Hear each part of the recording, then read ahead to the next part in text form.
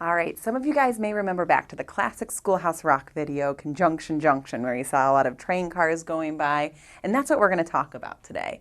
We're going to talk about conjunctions, and they really are the workhorses of the parts of speech. And what they do, like those train cars, they hook up words or word groups. There's three different types of conjunctions that you're going to need to know. The first is the coordinating conjunction.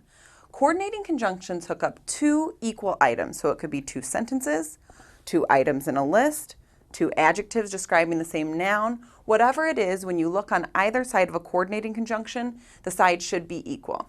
The nice thing about coordinating conjunctions as well, there's a limited amount, so they're pretty easy to remember. It's for and nor, but or, yet, and so. The next type we're going to talk about are the correlative conjunctions, and they actually function much like coordinating conjunctions.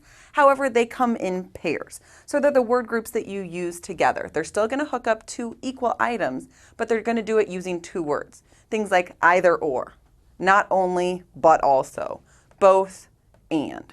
So you're going to use it. You could say either this or that. Not only this, but also that. So you'll use them together to hook up two equal items. And then the final type, probably the most difficult type to understand, is the subordinating conjunction. And what those do are introduce dependent clauses. Those are those groups of words that can't stand on their own. And what they do is then hook them up to independent clauses so that they can stand together. Some of those popular subordinating conjunctions are although, since, because, when, while, until. I really suggest taking a look at the big list of them because some of knowing subordinating conjunctions is just being aware of what they are.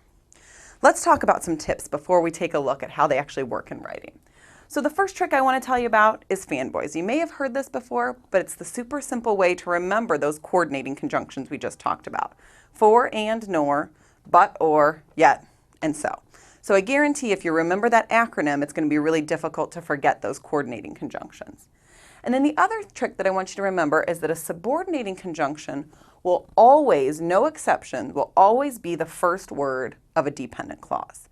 So when you're starting to identify different clauses, if you've identified something as dependent, take a look at that first word because that's your subordinating conjunction. All right, let's take a look at some writing and see if we can actually look at some conjunctions and identify them in action. So we've got this short paragraph. In the summer, I love to go to the beach and relax. Since I stay a while, I usually bring a book, some sunscreen, and a hat. The beach is ideal because then I can either go in the water or lay in the sand.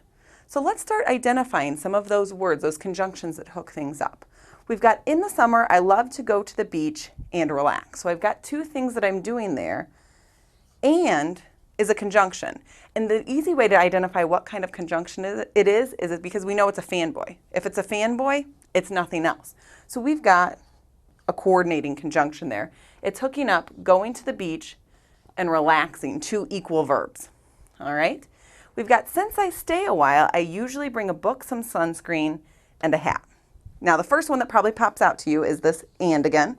We know it's a fanboy, so we know it's a coordinating conjunction. It's hooking up a book, some sunscreen, and a hat. So that's my list of items.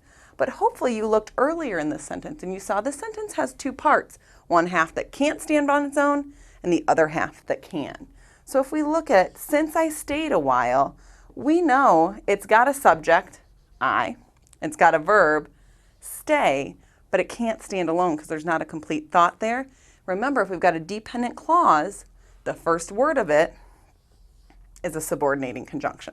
So since is one of those subordinating conjunctions there, and it's acting to hook together this dependent clause to I usually bring a book, some sunscreen, and a hat, which makes it a complex sentence, and we'll talk about those later. Finally, we've got the beach is ideal because I can either go in the water or lay in the sand. So we already have these two things that we know are being hooked up, laying in the water or laying in the sand. I guess you could lay in the water, and going in the water. So those two things are hooked up, and they're hooked up by or, but we know or most of the time has a partner in crime, and it's usually either when you're given two choices. So either and or are working together here to be a correlative conjunction. So here you can see how conjunctions work together and really how they work to hook things up and make your sentence make sense.